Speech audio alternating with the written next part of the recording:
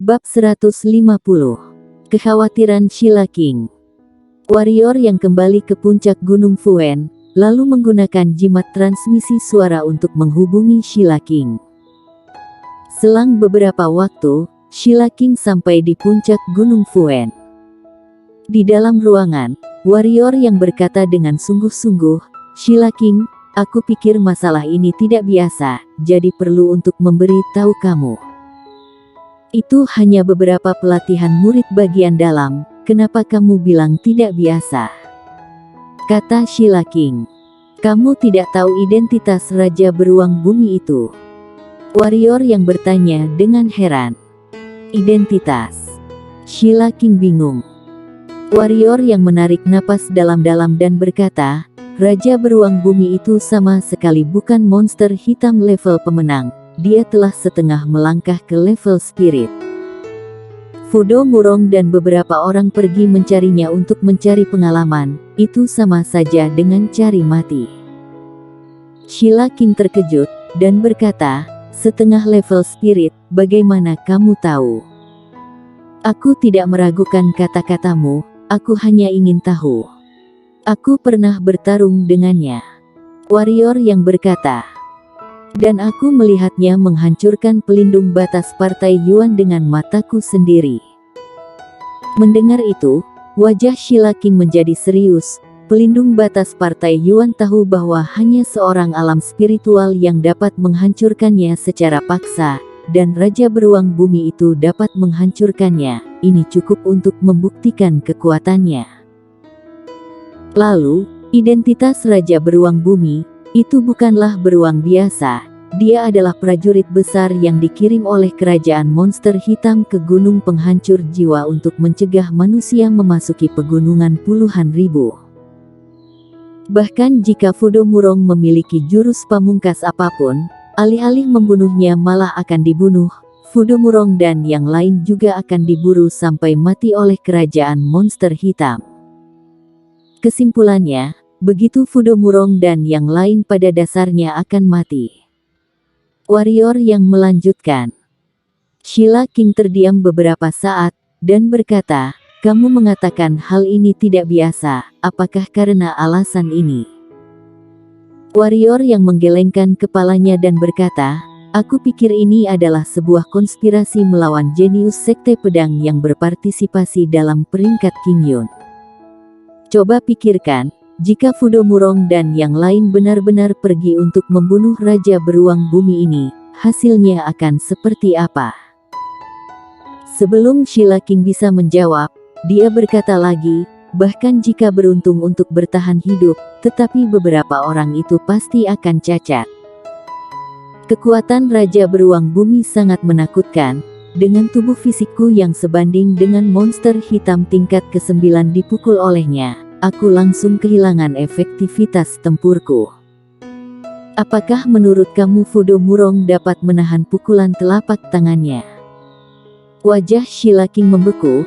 Jika seperti yang dikatakan warrior yang, maka beberapa pemain utama sekte pedang di periode ini pada dasarnya sudah tamat. Dan ketika pemain utama selesai, maka sekte pedang juga akan berakhir di peringkat King Yun ini. Setelah lama terdiam, Sheila King berkata, "Apakah menurutmu ini direncanakan oleh sekte hantu?" "Aku tidak yakin." Warrior yang berkata, "Tetapi aku merasa bahwa Davin Ouyang memiliki masalah. Tidak ada bukti, hanya perasaanku saja.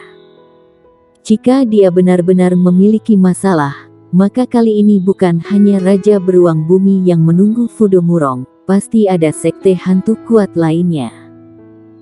Saat itu, diperkirakan meskipun mereka memiliki banyak jurus pamungkas, mereka tidak akan bisa kembali.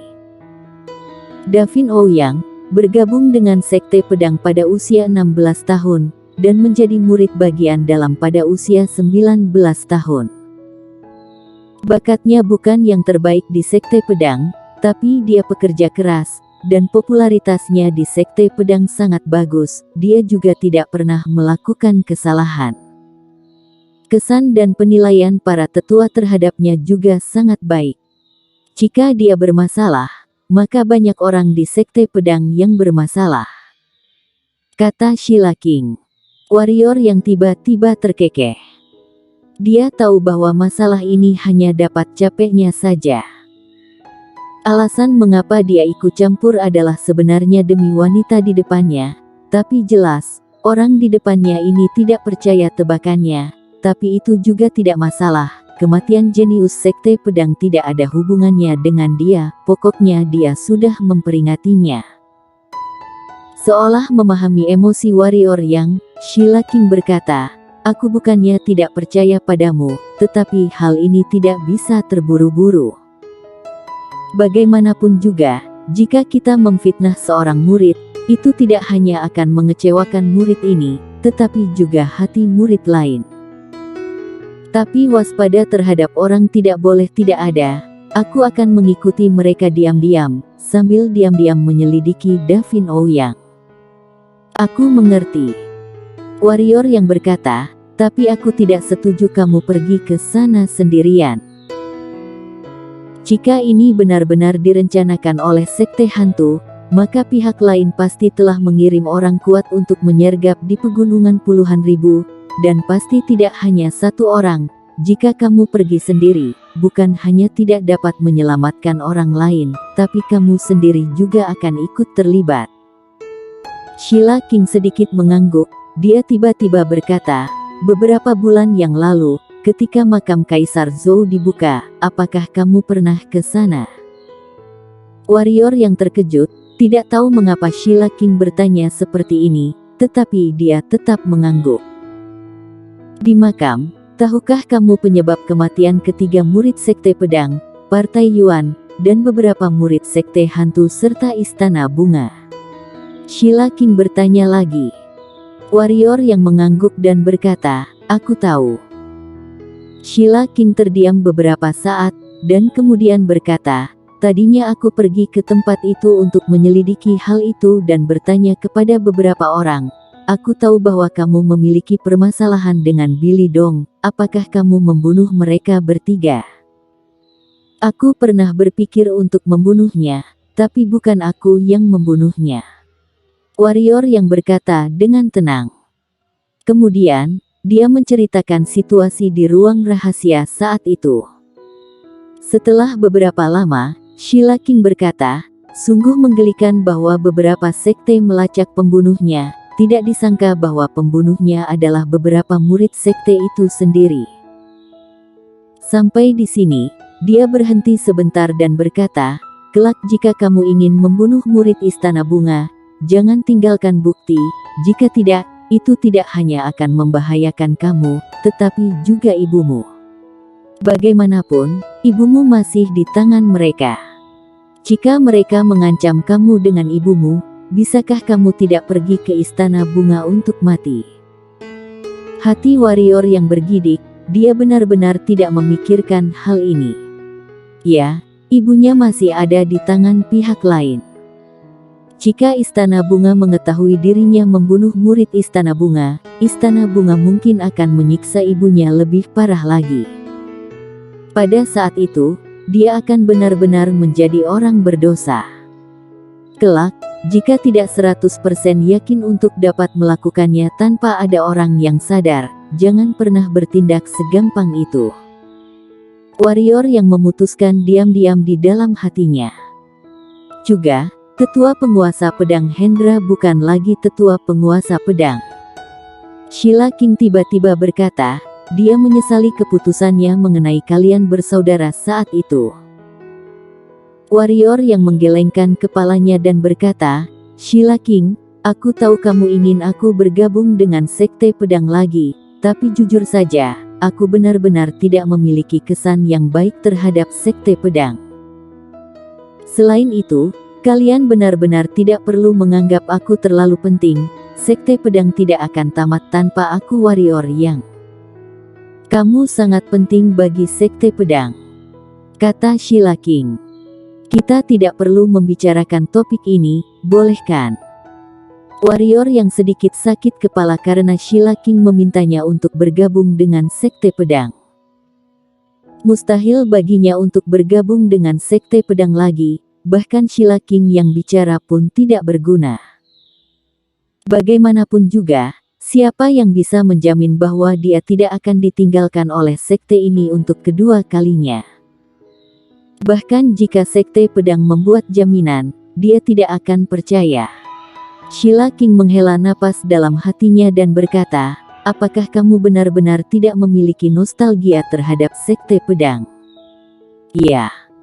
Warrior yang menatap lurus ke arah Sheila King dan berkata, jika bukan karena kamu berada di sekte pedang, aku tidak akan memberitahu siapapun di sekte pedang tentang hal ini.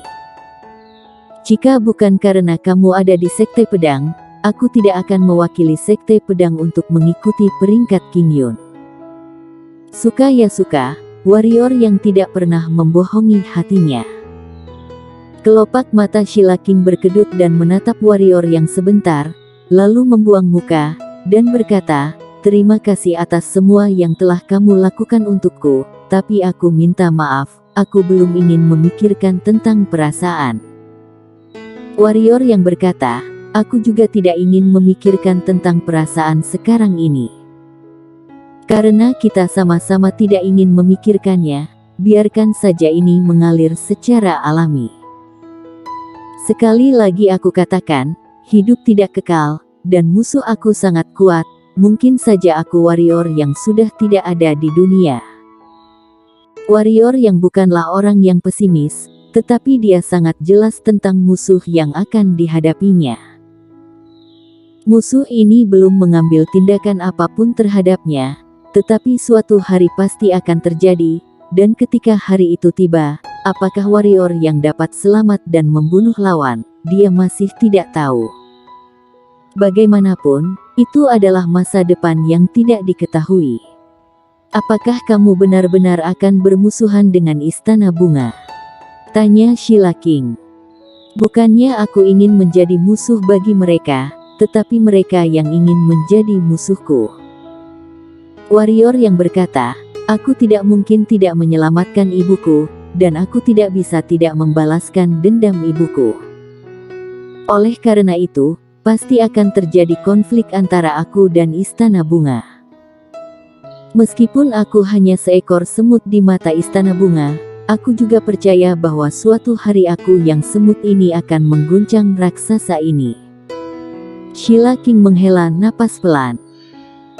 Sejujurnya, dia tidak ingin warrior yang bertarung dengan Istana Bunga, karena itu benar-benar semut yang mengguncang pohon, tetapi dia tahu bahwa warrior yang tidak mungkin menyerah terhadap ibunya. Namun, bahkan jika warrior yang mengerti niat pedang dan masih bisa mengendalikan monster hitam, masih sangat tidak realistis jika menggunakannya untuk melawan Istana Bunga. Bersambung.